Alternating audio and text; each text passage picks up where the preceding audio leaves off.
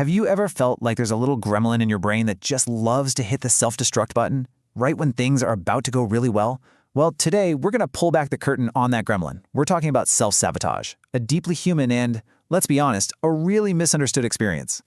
Okay, so picture this. Your final exam is tomorrow. You absolutely 100% have to pass this thing.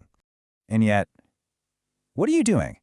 Your hands are practically glued to a video game controller, and suddenly, it's 3 in the morning. Or hey, maybe this one hits a little closer to home. The deadline for that huge career-defining project, it's breathing down your neck. It's literally today.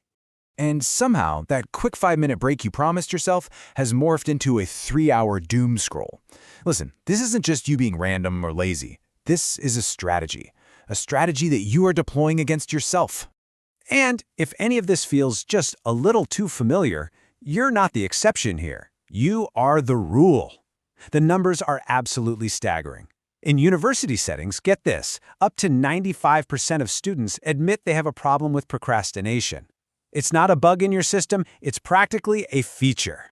So in this explainer, we're going to walk through it all. We'll start with this all-too-familiar feeling, then we'll uncover the brain's protective glitch that causes it, we'll learn 3 simple steps to regain control, and finally, we'll figure out how to calibrate your inner compass for good. Right. So first up, this feeling. You know, we often just call it procrastination, but it shows up in other ways too, like imposter syndrome, that nagging fear that you're about to be exposed as a total fraud. The key thing to get is that these aren't personal failings. They're more like our brain's factory settings. Now, we don't all experience it in the same way. It's better to think of it as a spectrum.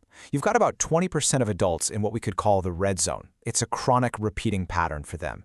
But the vast majority of us, a whopping 70%, we live in this gray zone. We're mostly doing okay, but the second the stakes get high, bam, we suddenly start doing the very things that almost guarantee will fail. So if this is a factory setting, what on earth is the reason for it?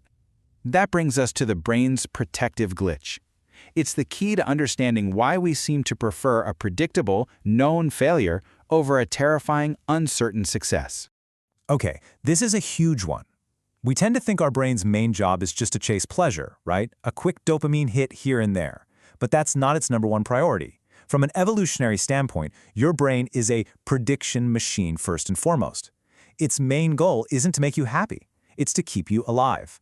And to do that, it has to be able to predict what's coming next.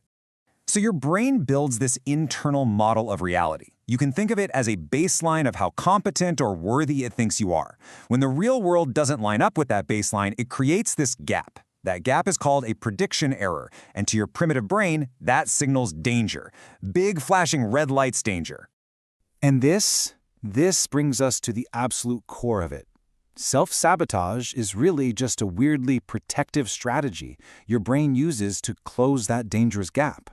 It makes you retreat to what's familiar, even if that familiar thing is the pain of feeling like you're not good enough, because your brain would rather have a predictable failure than a terrifying, uncertain success.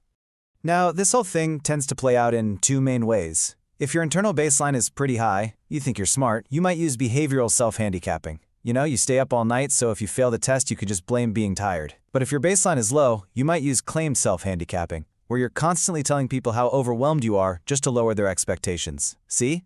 Both paths are just trying to protect that internal baseline. So why is it so ridiculously hard to just stop? Well, it's a biological battle happening in your head. When that prediction error happens, your brain's threat detector, the amygdala, basically shoves your rational mind out of the driver's seat. Panic takes the wheel. And at the exact same time, the part of your brain that's supposed to act like a brake pedal, well, it feels like it's made of sponge. It's just too weak to stop you. Okay, so how do we fix this? How do we stop the car? Well, you don't need some complex productivity app or a life coach. The toolkit is actually surprisingly simple. You just need a pen and a notebook.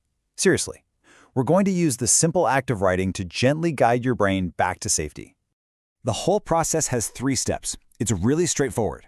First, you've got to retake the wheel from your emotions. Second, we're going to learn how to bypass that broken brake pedal. And third, we're going to close the gap between your internal baseline and reality, for good this time. Step 1 is all about retaking that wheel.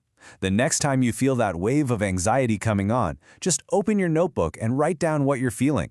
Something simple like, I'm having the thought that I'm going to fail. This is called cognitive diffusion. The second you write it down, you are no longer the emotion. You become the observer of the emotion.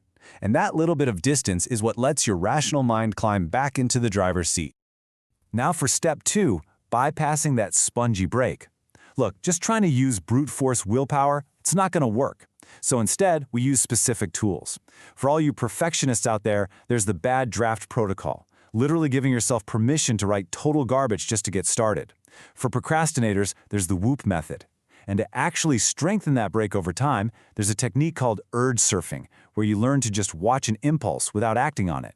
And that brings us to step 3, which is probably the most critical one for making a lasting change: closing the gap. The first 2 steps help you in the moment, but now we need to actually adjust that internal baseline.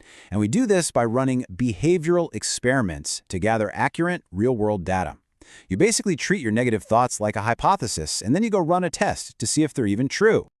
This leads us perfectly into our final section, calibrating your inner compass. This is all about taking that new data from your experiments and finally teaching your brain that the world is a whole lot safer than it thinks it is. A key practice here is something called reattribution.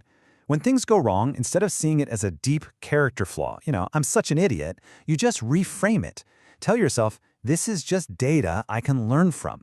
The moment a mistake becomes information instead of an indictment, your brain stops seeing it as a threat, and the alarm bells finally go silent. And you can even take it a step further. You can literally put that inner critic on trial. When it says, "I'm incompetent," write that down and challenge it. Ask it, is there really zero evidence that I'm competent anywhere in my life?